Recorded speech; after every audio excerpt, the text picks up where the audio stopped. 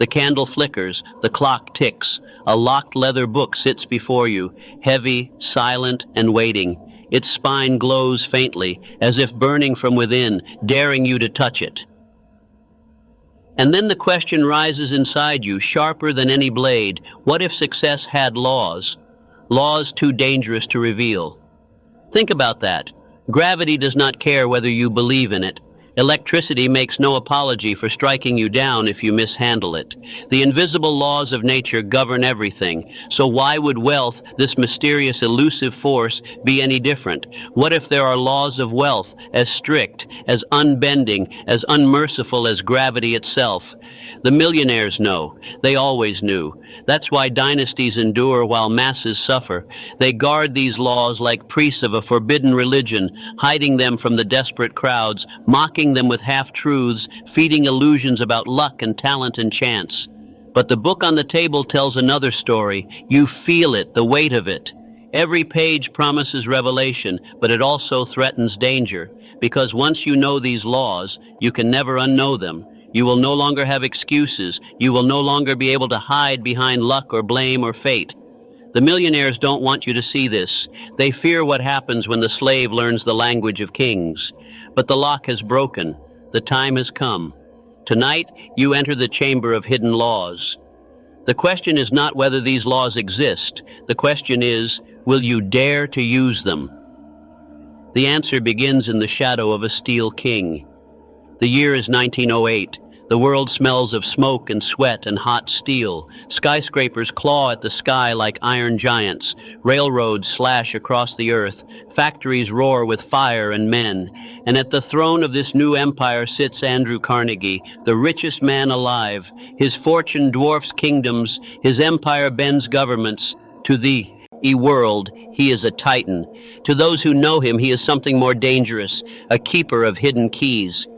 One evening he summons a young man, barely 25, no wealth, no power, no fame. His name is Napoleon Hill. He enters Carnegie's estate nervous, unaware that his life is about to become legend.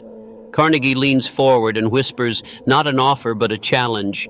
I will give you no money, no title, no security, but I will hand you a mission. Interview the great men of our age, Edison, Ford, Rockefeller, Morgan. Extract from them the laws of success. Decode the principles behind their fortunes. And if you endure, you will hold in your hands a philosophy that can build empires or topple them. Hill is stunned. This is no request. This is an initiation. Carnegie is not asking him to study. He is commanding him to uncover forbidden laws. Why? Because Carnegie knew a dangerous truth. If the common man ever discovered these laws, wealth would no longer be the property of dynasties. It would spread, power would shift, thrones would fall, the rulers of money would lose their control. And so Hill accepted. A man with nothing began a quest that would consume decades. He interviewed hundreds, studied thousands, and distilled it all into a doctrine too powerful to remain buried. The first law he uncovered was simple, brutal, and absolute. It was the line that separated masters from slaves, the law of definiteness of purpose. If you drift without aim, you are not free, you are property. This is the law the millionaires never confessed aloud. The world does not tolerate blanks. If you lack a plan, you will be absorbed into someone else's plan, and their plan has no interest in your freedom. Their plan requires your labor, your obedience, your silence. Definiteness of purpose is not a dream. It is not a wish. It is not the idle fantasy of someday. It is a declaration of war. It is choosing a single target and vowing not to breathe until it is yours. It is cutting away distractions, burning bridges, and swearing your entire being to one outcome. Carnegie did not dabble. Ford did not dabble. Edison did not scatter his mind in 1,000 directions. They picked one purpose. They chained themselves to it, and because they would not bend, reality itself bent around them. Do you see the cruelty of it? Indecision is not harmless. It is not neutral. It is theft. Every moment you drift without aim, someone else seizes that moment and uses you for their gain. Without purpose, you are nothing but fuel for another's fire. But with definiteness of purpose, you become the fire. This is the first law. It is the gateway. Yet purpose alone will collapse without the second law, because to hurl yourself at a mountain, you must wield something stronger than logic, stronger than proof, stronger even than fear. You must wield faith. Faith is not religion. Faith is not superstition. Faith is the power to believe in the invisible so violently that the world has no choice but to follow. The Wright brothers had faith when they tried to lift wood and cloth into the sky. Madness, the world said, yet faith kept them building until air itself surrendered. Edison had faith when he failed 10,000 times to summon light from a filament. Insanity, the world said. Yet faith kept him striking until darkness bow. Faith is a form of possession. It blinds you to evidence, deafens you to critics, and drives you beyond exhaustion. That is why it is dangerous. When misplaced, it builds cults and burns civilizations. But when placed in yourself, chained to your purpose, it is unstoppable. The millionaires laughed at faith in public. They called it nonsense. But in private, they practiced it like priests. Every morning, every night, they rehearsed belief until their minds bent like steel. They fed their subconscious the vision of their empire until the vision became command. Faith is the oxygen of purpose. Without it, your fire dies. With it, you walk through storms, bleed through failures, and still rise. But how do you hold faith when the world beats you down? How do you command your mind to believe when every sign screams to surrender? That brings us to the third law, the law that turns thoughts into chains, words into spells, and repetition into destiny. Autosuggestion. Every word you repeat is a seed. Every thought you rehearse is a command. Every sentence you whisper to yourself is a spell. Autosuggestion is the silent architect of destiny. It is the way you program your subconscious to obey. You may not know it, but you already practice it. When you call yourself unlucky, the mind obeys. When you mutter, "I can't," the mind writes it in stone. Your subconscious is a slave. It accepts whatever you tell it, good or bad. The millionaires knew this. They fed their minds morning and night with affirmations, visions, and incantations. They spoke their empire into existence before the first brick was laid. To the outside world, it looked like madness. But the mind, repeated to with force, cannot distinguish between reality and command. It obeys repetition. It obeys certainty. Do you understand the danger? Most people autosuggest failure every day. They rehearse their miser. Why? They chant their poverty. They hypnotize themselves into weakness without realizing they're casting spells. But the few who seize autosuggestion use it as a weapon. They chant their victory until their body, their mind, and their environment bend to it. Still, suggestion without knowledge is incomplete. You may program your mind, but into what? Empty confidence is no weapon, which is why the fourth law matters. The law of specialized knowledge. Knowledge is power? A lie. General knowledge is powerless. You can drown in information and still starve. The millionaires laughed at the masses filling libraries with scattered facts. They knew the truth. Power lies only in knowledge made specific, targeted, weaponized. Edison did not know everything. He knew one thing with ruthless depth, how to tame electricity. Henry Ford was mocked for being uneducated, yet he understood machines, systems, and men so well that he bent entire industries to his will. Specialized knowledge converts faith and autosuggestion into results. It is the steel blade forged from fire. Without it, your belief collapses into delusion. With it, your purpose becomes sharp enough to cut mountains. But here is the twist. Knowledge alone is not enough. You can learn, you can specialize, you can master a subject, yet without the next law, it will rot unused.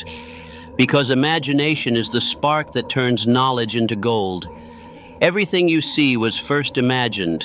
Every empire was once a vision. The chair you sit on, the building around you, the phone in your hand. They existed first in the unseen world of imagination. The millionaires treated imagination not as play, but as sacred ritual. It was the blueprint of reality. They dared to imagine the impossible until it became inevitable. Imagination divides men into two kinds: those who recycle the past and those who invent the future. The first live and die as copies. The second are remembered as creators. But imagination without structure dissolves, dreams, drift unless anchored. The millionaires understood. Vision must be married to order. That is the sixth law. Organized planning. Faith without a plan is a hallucination. Desire without a blueprint is decay. Organized planning is the scaffolding that turns invisible vision into material reality. The millionaires didn't just dream. They mapped. They structured. They delegated. They created step-by-step machinery to turn thought into wealth. A plan is the skeleton of empire. Without it, your ideas collapse. With it, even weak men can rise. But a plan is nothing until you make a choice, which leads to the seventh law, the knife that cuts hesitation from the throat. Decision. Indecision is the silent killer of dreams. The masses delay. They waver. They wait for proof, for safety, for permission, and while they wait, their chances die. The millionaires acted. They decided fast, they changed rarely, and they defended their choices with fire. Decision is an act of war against hesitation. It is the sword that separates leaders from followers. But deciding once is not enough, because the world resists. Failure comes, pain comes, and here the weak collapse, which is why the eighth law exists. Persistence. Talent fades, luck vanishes, but persistence endures. Persistence is the weapon sharper than genius. It is the refusal to break when the world breaks you. The millionaires endured ridicule, bankruptcy, betrayal, yet they crawled forward, bleeding, until resistance cracked. Persistence reveals your true self. Are you hero or fraud? Only persistence answers. But persistence alone is lonely. A single mind burns out, which is why the ninth law unlocks power no man holds alone. The mastermind. Two minds aligned in harmony create a third force, an invisible power greater than both. The millionaires formed councils, alliances, secret meetings. They combined minds to summon energy that could not exist alone. This was not friendship. This was ritual. The mastermind is the cauldron where knowledge multiplies and power compounds. But to use it, you must harness the next throne, the seat no one sees, the ruler beneath all rulers, the subconscious mind. Your subconscious never sleeps. It never judges. It records everything, every thought, every word, every image. Each one becomes scar or blessing. This throne of desire controls your emotions, your actions, your fate. Feed it fear, and it will make you a coward.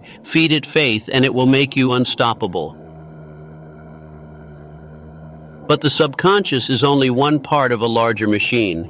The next law reveals that your brain is more than flesh. It is a transmitter. Your brain is both broadcast and receiver. Every thought you project travels outward, colliding with the thoughts of others. The millionaires suspected, what if thought itself could influence from afar? What if minds could silently command? They treated the brain not just as organ, but as antenna, a tool for influence, a weapon of invisible war. But even the brain has limits. Beyond it lies something Hill dared barely to name. The law too dangerous to write. The sixth sense. Hill wrote cautiously, afraid of ridicule, but he confessed, there is a sense beyond the five, a door of intuition, vision, and sudden knowing. The millionaires trusted it. They called it instinct, hunch, divine whisper, but in truth, it was the law that made all others alive. The sixth sense connects the human mind to a higher field, a source beyond explanation. Those who ignored it stumbled, those who obeyed it soared. And so, all 12 laws unite: purpose, faith, autosuggestion, knowledge. Imagination, planning, decision, persistence, mastermind, subconscious, brain, sixth sense, all leading to one final command. The clock ticks, the candle burns low, the locked book lies open now, its pages glowing. You have seen what the millionaires tried to bury. You have touched the forbidden laws. The choice is yours. Drift and be used. Decide and you will use. Because in the end, the secret is simple. Decide, believe, persist, or be used by those who do.